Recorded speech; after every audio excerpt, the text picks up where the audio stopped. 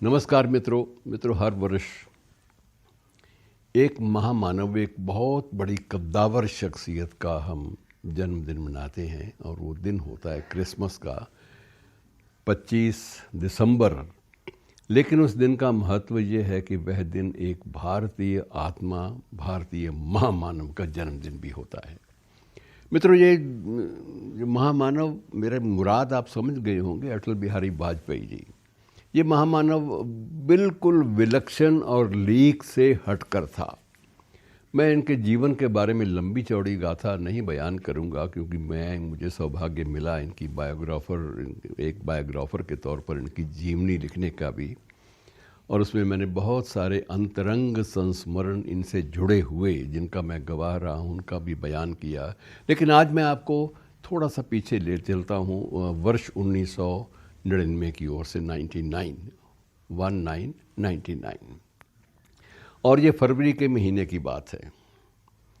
मुझे भी पता चला था, लेकिन मुझे विदेश मंत्रालय से जब निमंत्रण भी आने की बात सुनी गई कि मुझे भी निमंत्रण आएगा अटल जी के साथ पाकिस्तान की यात्रा का, तो मैं हतप्रभ भी था और बेहद, जिसे कहते हैं पुरानी कहावत, बल्लियों नाचने लगा था। मैं बड़ा खुश हुआ कि ये बड़ी अच्छी बात होगी। लेकिन किन्हीं औपचारिकताओं के मद्देनज़र वो चीज़ आगे नहीं बढ़ पाई। लेकिन जो बस की यात्रा थी लाहौर की, वो ज़रूर सिरे चढ़ गई, और मेरे मन में उसके बारे में भी बहुत ज़्यादा एक हर्ष का एक उद्भव हुआ कि ये एक कैसी एक रोमांच भरी यात्रा होगी कि एक ऐसे शत्रु देश में मैत्री का संदेश लेकर सदाए सरहद के नाम से एक बस जो है वो उसमें प्रवेश करेगी पाकिस्तान की सीमाओं में। और मित्रों, उसमें अटल जी की अपनी एक अजीब उनके संस्कार थे। वो इस बस यात्रा में भी कुछ कलाकारों को साथ ले गए, कुछ राजनेताओं को, कुछ पत्रकारों को साथ ले गए, ताकि वो लोग इस ऐतिहासिक घटना की गवाही देने वाली शख्सियतों में उनका भी शुमार हों। पहले तय ये हुआ था कि अटल जी उस बस को अमृतसर से झंडी दिखाकर विदा करेंगे, और इसी बीच वहाँ के तत्कालीन प्रधानमंत्री का संदेश आया कि आप हमारी दहलीज तक तो आ ही गए, तो क्या घर तक नहीं आओगे? और इस बात ने अटल जी का सारा कार्यक्रम बदल दिया, और उन्होंने तात्कालिक रूप से निर्णय लिया कि वह स्वयं भी इस बस में सवार होकर पाकिस्तान की सीमा में प्रवेश करेंगे, लाहौर तक जाएंगे। और लाहौर की मित्रों, ये लंबी चौड़ी उनके दास्तान बड़ी लंबी चौड़ी है, इसके बारे में ज़्यादा विवरण मैं आपको क्या दूं। इन्हें ठहराया गया विशेष रूप से, राजकीय अतिथि तो थे ही, देश के प्रधानमंत्री भी थे, और वहाँ की सरकार के निमंत्रण पर वो एक विशेष अतिथि के रूप में, राजकीय अतिथि के रूप में उनका आवभगत, उनका जो प्रबंध थे सारे के सारे उसी नाते से हुए थे। लेकिन उनको ठहराया गया उस गांव में, उस कस्बे में, जिस कस्बे में एक हवेली थी। हवेली का नाम था जट्टी उमरा।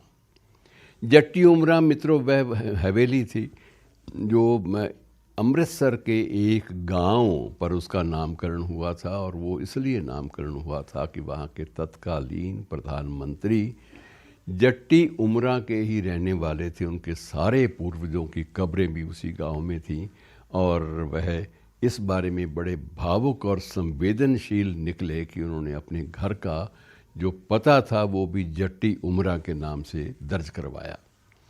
और मित्रों, बात वहीं मैं मुख्तसर सी करूँगा, संक्षिप्त वक्त इजाज़त नहीं देता। लेकिन इसी बीच में उन्हें मीनारे पाकिस्तान पर ले जाया गया लाहौर में, और बहुत सारी चीज़ें उन्होंने देखी, बहुत सारी जगह गए, गुरुद्वारों में गए, मंदिरों में गए, और बहुत सारी पुरानी जो यादें जो उन्होंने से केवल सुन रखी थी वो ताज़ा की।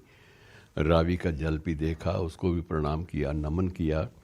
और उसके बाद जब वो मीनारे पाकिस्तान देखने गए तो उस वक्त उन्होंने एक नज़्म पढ़ी थी, अब जंग नहीं होने देंगे। और ये नज़्म जब उन्होंने पढ़ी उस माहौल में, तो जो उन वहाँ के अखबार थे उन्होंने अगले दिन ये दिया कि उस दिन कोई भी ऐसी आँख नहीं थी जो नम ना हो। सबको ये तवक्को कि एक बड़ा उज्जवल सवेरा होने वाला है और शायद रिश्तों में कोई बहाली की बात भी चले, लेकिन बहरहाल तकदीर और इतिहास को, तवारीख़ को कुछ और ही मंजूर था। उसके बाद हमने बहुत कुछ रिश्तों में खटास देखी और खटास से पहले की बातें भी बहुत हुई। और मित्रों, मैं सिर्फ आपको ये बताना चाहता हूँ कि ये आदमी की सोच कितनी विस्तृत थी।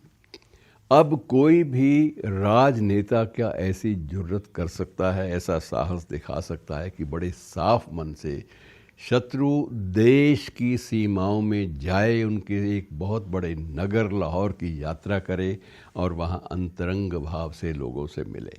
तो मित्रों, ये बहुत लंबी चौड़ी कहानी है और आती बार वापसी पर भी वो जिस तरह से रेशमा और वहाँ की संस्कृति के अन्य जो पात्र थे उन सबको साथ लेकर बस में लौटे, वो एक यादगार किस्म की राजनीतिक यात्रा थी मित्रों। और ये यकीन मानिए कि ऐसे फ़कीर राजनेता फिर से शायद इस भारतीय उपमहाद्वीप के नसीब में नहीं लिखे। शुक्रिया।